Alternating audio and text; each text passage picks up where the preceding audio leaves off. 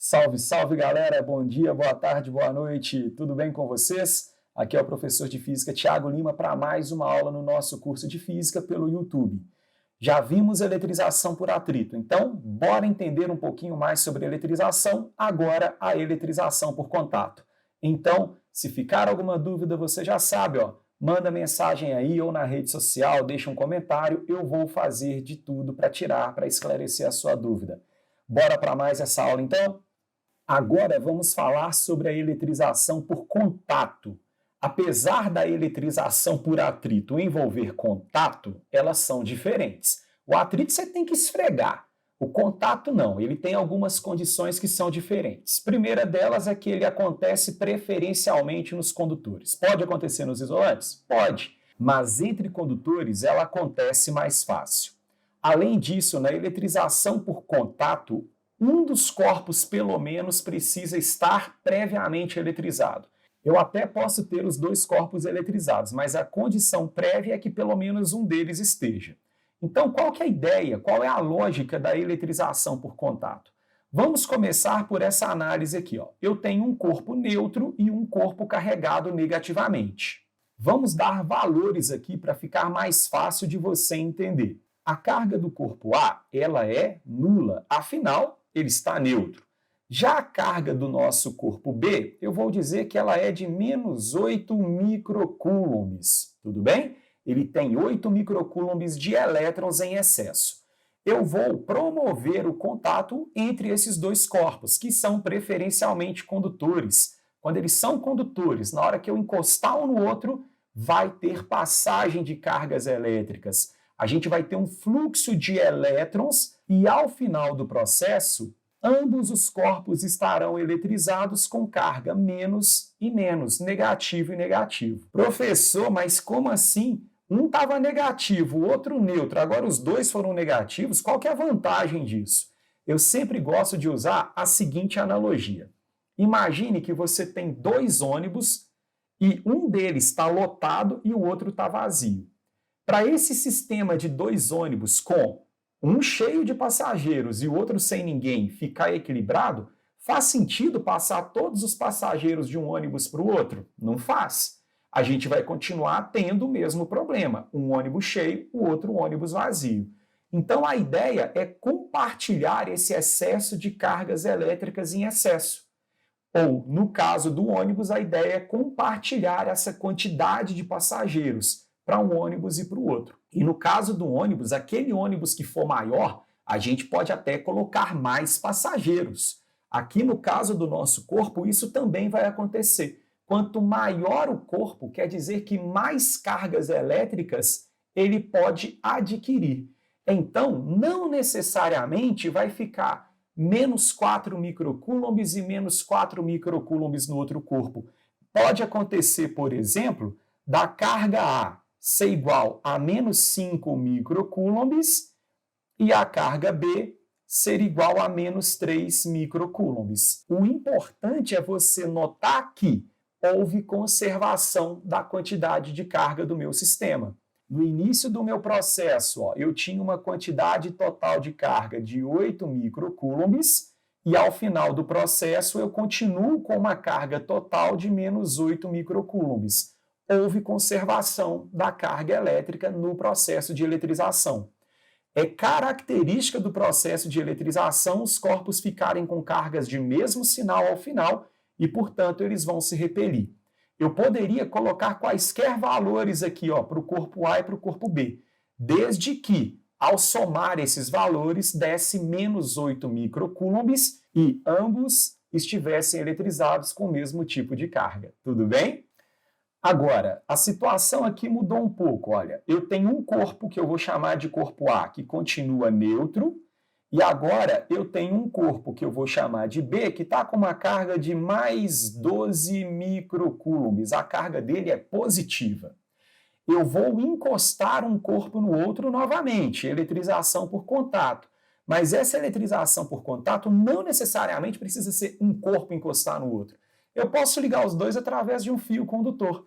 Esse fio condutor, ele é um fio ideal, ele não vai ficar eletrizado junto dos outros dois corpos, ele vai apenas permitir a passagem das cargas elétricas. Então, como vamos fazer para identificar o tipo de carga no final do meu processo de eletrização por contato? Bem, você precisa vir aqui e analisar. A quantidade de carga total do meu sistema, ela é positiva e vale 12 microcoulombs. Tudo bem? Ao final do processo, eu preciso ter tanto esse corpo aqui com carga positiva, quanto esse corpo aqui com carga positiva. Na eletrização por contato, os dois corpos sempre ficam com cargas de mesmo sinal.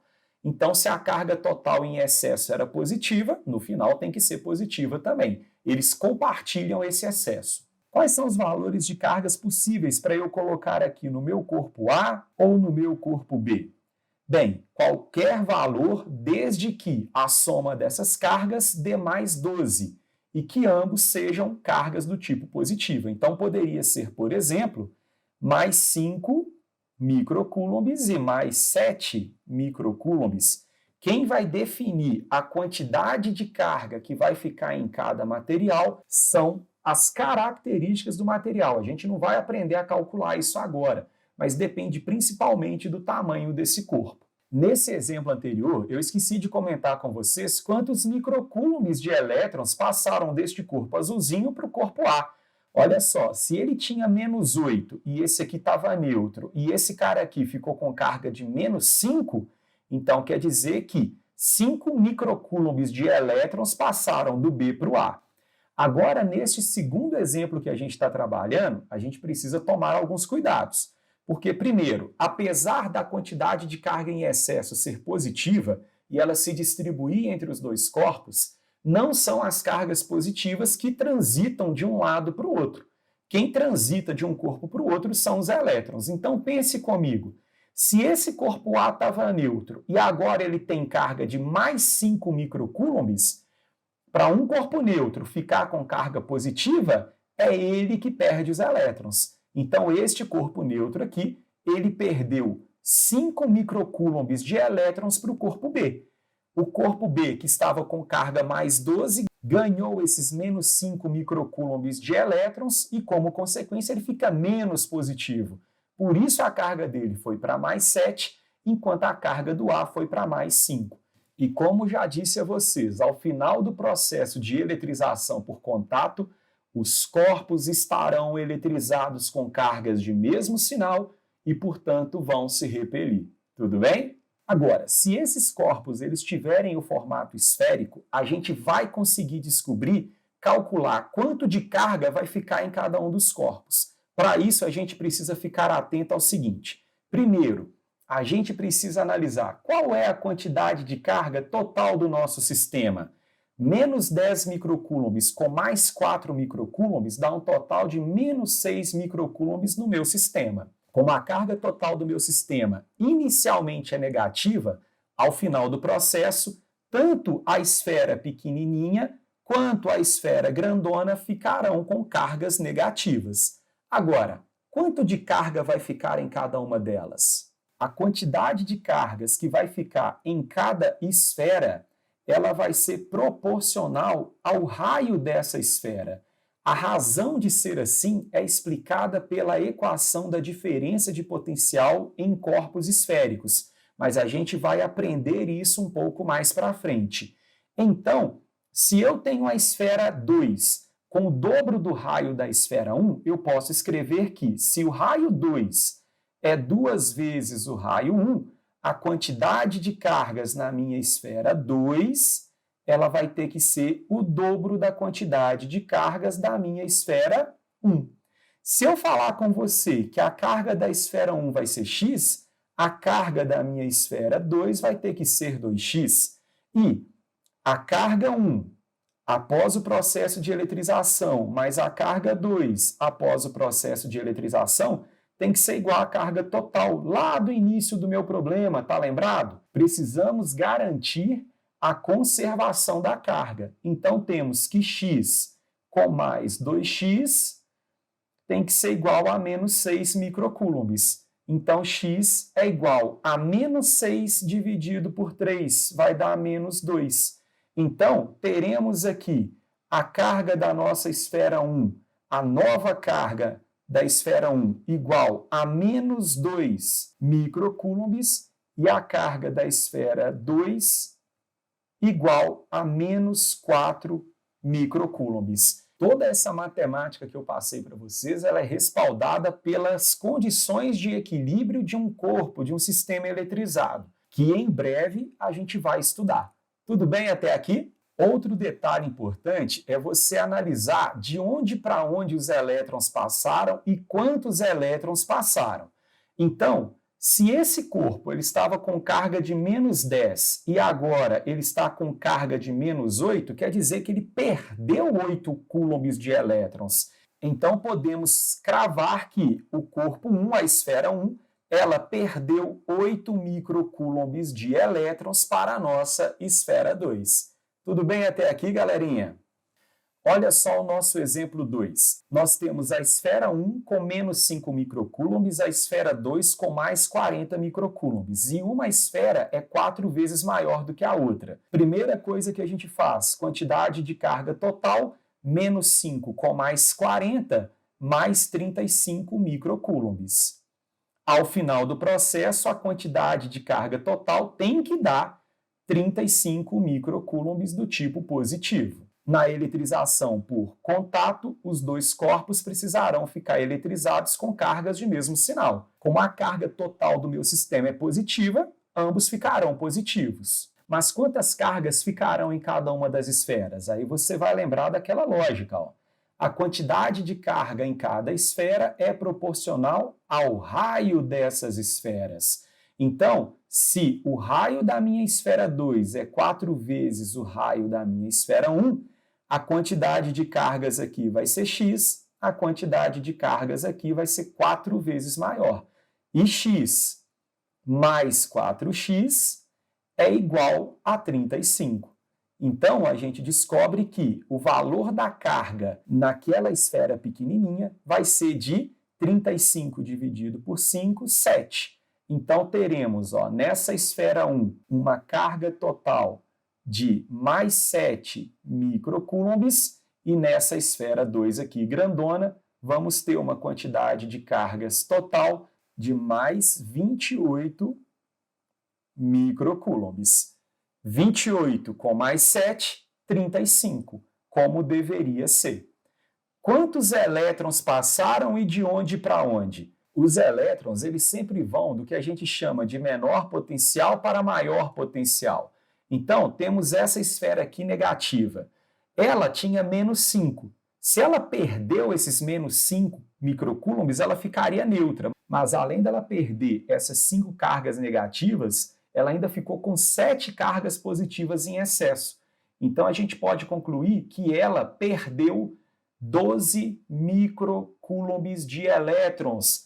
12 microcoulombs de elétrons passaram da esfera 1 para a esfera 2. Outra maneira de pensar, a minha esfera 2 ela tinha uma carga de mais 40 e agora ela tem uma carga de mais 28. É como se ela tivesse perdido 12 microcoulombs de prótons, mas ela não pode perder prótons, então o equivalente a isso é ela ganhar os elétrons. Tudo bem? No exemplo 3, a gente tem uma situação nova. A gente tem os dois corpos com cargas positivas. Mas olha só, será que vai ter troca de cargas entre eles? A esfera pequenininha está com mais 5 microcoulombs e a esfera grandona está com mais 40 microcoulombs, do mesmo sinal. Será que vai ter troca? A gente precisa conferir, porque lembre-se, só vamos ter o tal equilíbrio eletrostático quando os dois corpos estiverem eletrizados com cargas de mesmo sinal e a quantidade de carga for proporcional ao raio das esferas ali envolvidas. Então, a nossa carga total, ela é de mais 45 microcoulombs. Ou seja, eu vou ter carga positiva na esfera 1, eu vou ter carga positiva na esfera 2. Mas quanto de carga? Observe que o raio da nossa esfera 2 é 4 vezes o raio da nossa esfera 1. Então, a quantidade de carga que vai ficar na nossa esfera 2 tem que ser 4 vezes maior que a quantidade de cargas que vai ficar na nossa esfera 1. e a soma dessas duas tem que dar 45.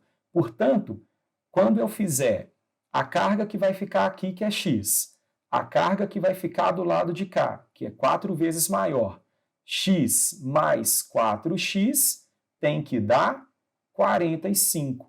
Então, x é igual a 45 por 5, 9. Ou seja, a carga dessa esfera aqui pequenininha, para ficar em equilíbrio dentro do meu sistema, tem que ser de 9 microcoulombs, e ela só tinha 5 microcoulombs. Já essa esfera grandona, ela tinha 40 microcoulombs, mas para ela ficar em equilíbrio dentro desse sisteminha de duas esferas, ela precisa ter 36 microcoulombs de carga positiva.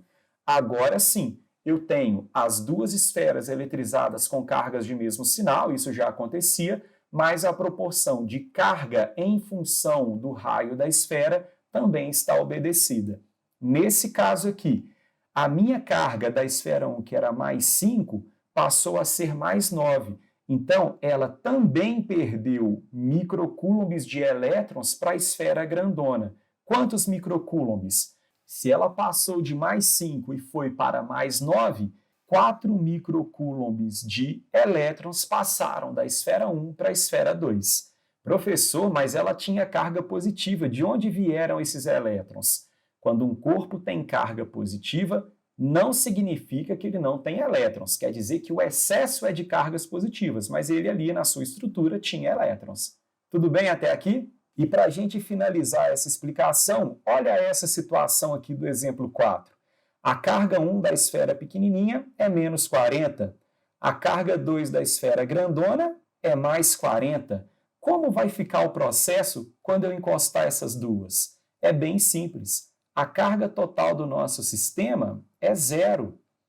Então, ao final do nosso processo, a carga total do nosso sistema vai ser zero também. Quando você tem duas esferas eletrizadas, independente do tamanho entre elas, com a mesma quantidade de carga, mas do tipo contrário, o que vai acontecer?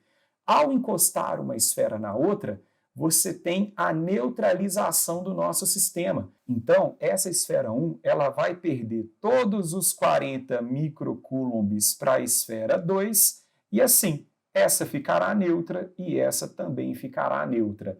Chegamos a um equilíbrio eletrostático perfeito, onde os dois corpos tiveram a oportunidade de se neutralizar. Uma última observação sobre a eletrização por contato é que eu sempre usei exemplos em que a gente tem uma esfera maior do que a outra. Se nós tivéssemos duas esferas de mesmo tamanho, a carga em cada uma das esferas seria a mesma. Afinal, se a carga é proporcional ao raio e o raio de uma esfera é igual ao raio da outra, a quantidade de carga em uma e na outra vai ser, obviamente, a mesma. Eu espero ter ajudado vocês. Um grande abraço, até a nossa próxima aula. Tchau, tchau!